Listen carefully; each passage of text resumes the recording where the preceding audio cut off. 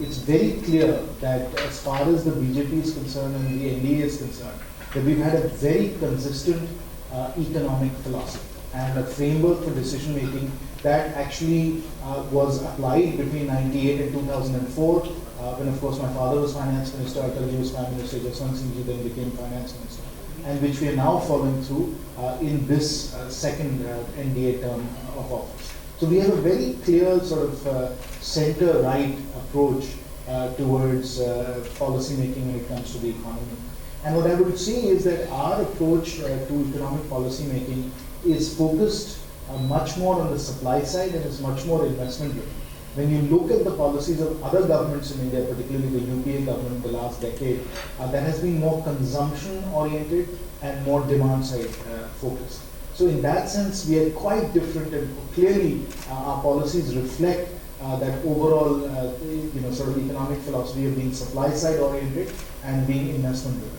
And we obviously showed that when we were in power last time around, because a lot of the policies that were put together then, whether it was the National Highway Project, whether it was telecom, whether it was construction, whether it was real estate, whether it was building out the financial sector, a lot of that was intended to ensure that as far as India is concerned, we were pursuing appropriate supply side oriented strategies. Now, overall, our objective, as we think in this fashion, is really to build India's productive capacity. Because we have a supply side view of the world, to build India's productive capacity. And that means both hard assets, which is roads and bridges and ports and dams and factories, the hard assets that really take the economy forward. But equally, and in fact, perhaps more importantly, it's the soft assets also that we have to build up. And that's where we are focusing on employability and skills for our people so that they are capable of joining the workforce. What are 3 or 4 of the most important principles that we follow when we do our policy making? I would say the first and most important principle that we follow is the principle of Antyodaya. And on May 20th, 2014, when the Honorable Prime Minister gave a historic speech in the Central Hall of Parliament, he said, I'll just use his words, he said कि हमारी सरकार गरीबों की सरकार है, हमारी सरकार गरीबों की सरकार है, और ये जो सरकार है वो गरीबों को समर्पित है. And that is really a cardinal principle for us, which is that we follow the philosophy of Antyodaya, which is the benefits of growth have to get to the last person. They have to get to the poor. And so that really is what drives us and propels us forward, because we know if we can lift the last person and really be successful with Antyodaya, the entire country is going to prosper. So that is, in a way, perhaps our most important priority, and attached to that is obviously jobs and quality of life and everything. Even as we are pursuing Antyodaya, even as we are very pro-poor as a government, we know that there is no trade-off between being pro-poor and pro-market. And in fact, if you're pro-poor, you have to be pro-market. There is no other way. I think the empirical evidence and all the economic thinking around the world over the last 100, 200 years has demonstrated that you have to follow pro-market, and I'm not saying pro-business, pro-market policies to really enable that the economy is efficient, effective, and can compete globally. Is we believe in minimum government and maximum governance. Minimum government, maximum governance. And the notion there is that we have to have a policy-based state, a rules-based state with limited discretionary ability, with transparency that is operating in a predictable, fair manner. So the nature of the state has to be very well-defined, policy-oriented, and we have to do it in a very transparent manner. So we do believe that the essential public services that governments have to deliver, whether it is education, whether it is law and order, whether it is public health, those are best done by the states which are closest to the people. And so it's not it's Delhi's prerogative to tell the states what to do. It's Delhi's job to be able to deliver as much as possible to the states, which is what we've done through the devolution of the 42%, to give it to the states, and then for the states to design for themselves the most responsive and the most useful policies that will work for each of their individual populations. In May 2014, when we came into power, by all accounts and by all objective measures, India was a macroeconomic basket case. Every macro parameter, whether it was inflation, fiscal deficit, current account deficit, investment ratio, savings rate, every one of these macroeconomic parameters was in terrible shape. And it was a real challenge to figure out how to start to turn this around. And in the last year, what we have done, and frankly, we've been extremely successful at some level, one could say somewhat lucky as well. But it's mainly, I would say, through our own efforts that we've been able to turn this around. And what I will say is that we feel quite pleased with the fact that this macroeconomic turnaround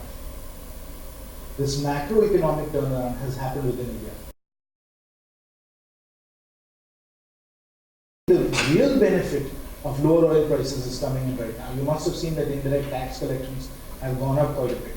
And they've gone up in part because we've increased excise and we've created a buffer for ourselves on diesel and petrol. And today at 18 rupees a litre, which is where we are taxing petrol and diesel, think of it as a carbon tax, which is how we think of it as well. It's really given us a good cushion with respect to excise collections and tax and revenue collection. So the benefit of lower commodity prices in general is now helping us, which I think is also leading to faster GDP growth. The main reason that we were able to turn around the economy as quickly as we did, I think is really because of three reasons. One, because I think confidence was restored, that we had a decisive government with clear set of economic policies, and investment started to flow in. So obviously capital flow is turned around, and those are the ones that turn around and dime very quickly. And it was the FDI and FII money coming in that bolstered capital markets and started to generate some of this momentum. So that was one very important factor. Second very important factor, which has been very painful for industry, has been the tight money policies followed by the Reserve Bank of India. High real interest rates. In fact, India today is among the large economies, the highest real interest rates on the planet. And that, of course, has resulted in a fair amount of pain, both on the consumer side as well as on the industrial commercial side. But that's what was required, friends. That is what was required when we had to deal with sticky, entrenched inflation that had been running over 8% for the last 7 years. We were in a stagflationary environment. We had really deeply entrenched inflationary expectations, and at the same time we have had massive financial repression as well, which meant that our savings rates had come down because people were putting their money in gold and in real estate, because savings rates were as low as they were. So we had to make sure that when people put their money in the bank, they felt that they were getting a positive, adjusted for inflation return on their money. The net result of it is now we've got inflation under control, we've got the fiscal deficit under control, excise taxes are strong, so we're coming into this fiscal year with a sense that the 3.9% fiscal target is going to be quite achievable, will still give us fiscal space. And therefore, we can now really focus on growth. And we are increasingly confident that this growth is going to happen, that it's going to be high quality, sustainable growth, and it's because of three factors. One, because obviously now the RBI is easing more and the interest rate cycle has turned. We've already hit 75 basis points. Let's see where the monsoon is. If it continues to be good, which is why I was checking the rain last night. If the monsoon continues to be good, hopefully we'll get more easing there, and that will really result in the standard cyclical upswing that happens when monetary policy is eased the way we hope it will be. Number one. Number two, we as a government have focused very carefully in this budget on ensuring that significantly more resources are available for capital expenditure, for public investment. It was laid out very clearly in the economic survey, and we followed through on that. So if you look at capital expenditure as far as the plan is concerned, I think if I remember the numbers right, it's up between the government and public sector enterprises by about 75,000. We put structural reforms in place in many sectors, but most importantly, I think, is going to be GST and the land acquisition.